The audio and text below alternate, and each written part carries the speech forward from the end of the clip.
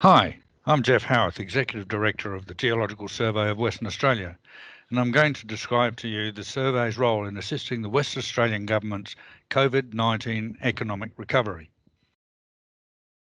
The structure of my talk is firstly to discuss the Accelerated Geoscience program of the survey, and then some financial incentives that are being put in around the Joe Lord Core Library expansion, the Kameka 1300 iron microprobe, the $5 million increase in the exploration incentive scheme, and our hydrogen storage studies.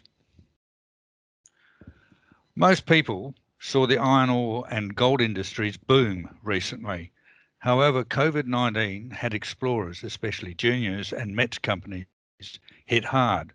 A recent AMEC report showed 72% of explorers had no investment and half the METS companies had ceased exploration operations. Further share process for over half these companies has dropped 25 to 50%. By using the Geological Survey's extensive pre-competitive geoscience datasets and outstanding rock and paleontology collection, the organisation will aid economic recovery and stimulate the exploration industry.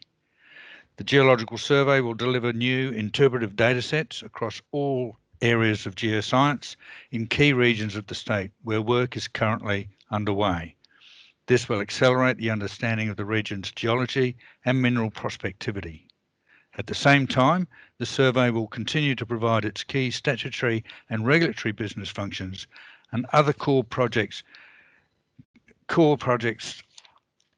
critical for the economic recovery of the state. The modified program will be structured around two main streams. These streams will create and add value to the resources industry through a data-driven exploration strategy. The two streams are the Accelerated Geoscience Program, which is a program of accelerated geoscience data synthesis and delivery with new or emerging mineral potential in areas of critical mineral prospectivity. The second tranche is around business improvement, which is a series of short-term big win data synthesis projects that will increase mineral prospectivity across the state. Pre-existing geoscience datasets will be integrated for delivery in ways which can be used by the exploration companies to generate new targets. In more detail, the Accelerated Geoscience Program will see dedicated geoscientists from across the survey concentrate their efforts in four main projects. Firstly, the publication of existing datasets into GIS layers, data integration and analysis in the Yilgarn Craton, statewide critical minerals prospectivity studies, energy systems including petroleum, geothermal, carbon capture and storage. The Yilgarn Craton is one of Western Australia's most prospective regions and contains significant deposits of gold, nickel, lithium, copper, zinc, iron ore, tantalum and aluminium. Recent high-grade gold deposits and nickel discoveries in the Craton's far eastern areas, the Grua, Tropicana and Neil discoveries, and in the southwestern margins, the recent Julimar discovery, have shown that these two poorly exposed and geologically not well understood regions are likely to be as prospective as the Craton's interior, i.e. the eastern goldfields. Despite both regions being covered by a thick blanket of regolith, the Geological Survey holds a vast amount of geoscientific data that relates to the bedrock and the regolith geology with the potential of uncovering significant new mineral deposits. The mineral industry is increasingly aware that the new era of Tier 1 deposits is likely to be deep undercover.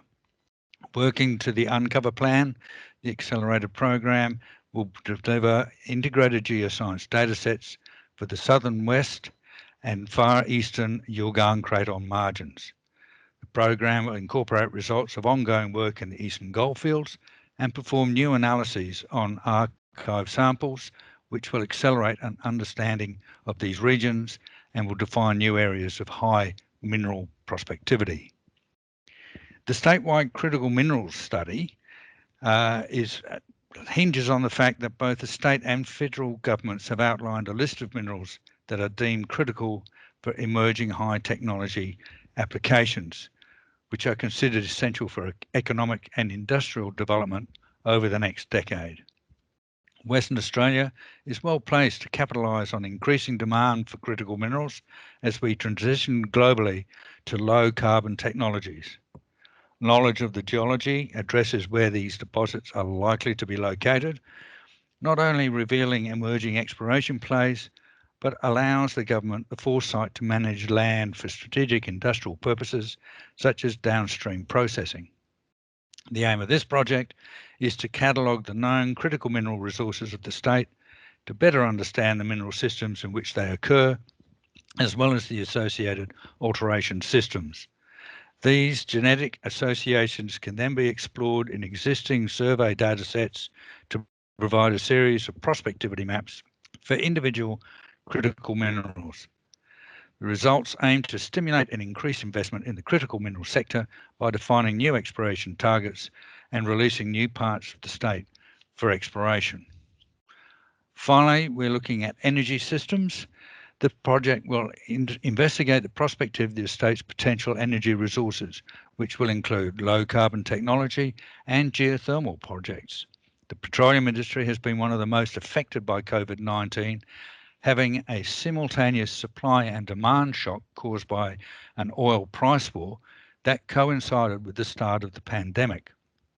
This project aims to produce a graphic summary of the state's well data, in addition to other GIS layers that will directly benefit petroleum industry exploration. Other initiatives relate to decarbonisation, such as CO2 geosequestration and hydrogen storage. The results will be published online as GIS layers, available in current geological survey systems and with 3 standalone geological exploration packages, or GEPs. These will be the Southwest Yilgarn and Eastern Yilgarn and the Critical Minerals GEP. These standalone packages will facilitate use for everyone, from prospectors to Tier 1 companies, and announcements of these releases will be made through LinkedIn. The Business Improvement Program is a series of short-term big win data synthesis projects that aim to increase mineral prospectivity across the state by integrating pre-existing geoscience datasets and delivering them in ways which can be utilised by exploration companies. This would include making accessible and machine learnable the state's over $100 billion valued datasets. $7 million has been made available to expand the capacity of the Joe Lord Core Library in Kalgoorlie.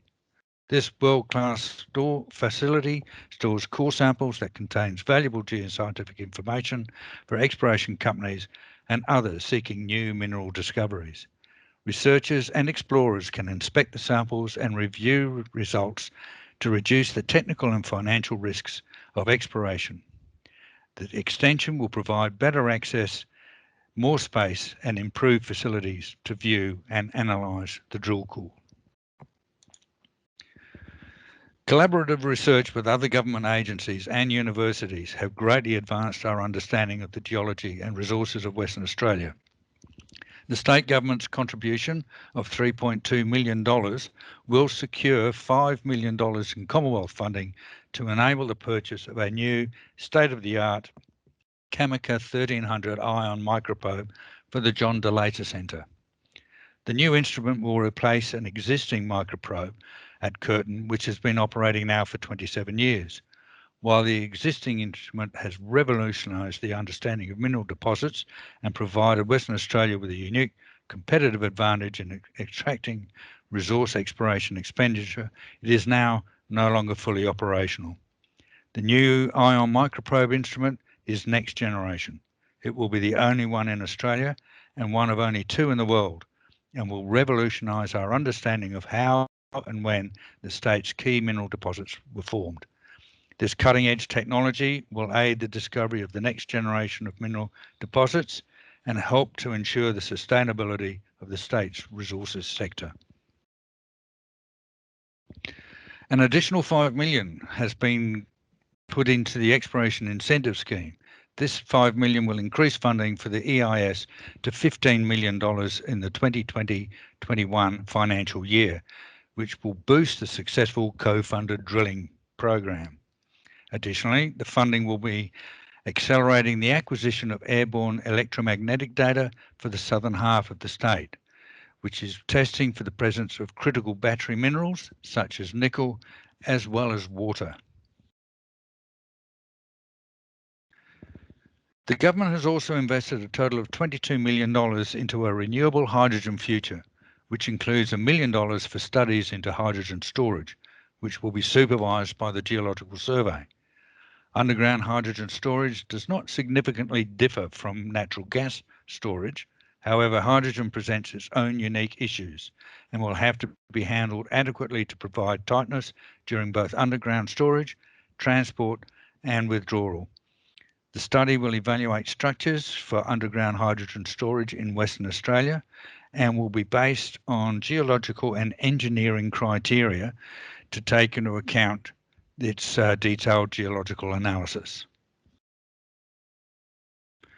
Thank you for watching this explanation of the Western Australia's Geological Survey's exciting work program over the coming 12 months. Updates will be available through LinkedIn and Facebook. Thank you.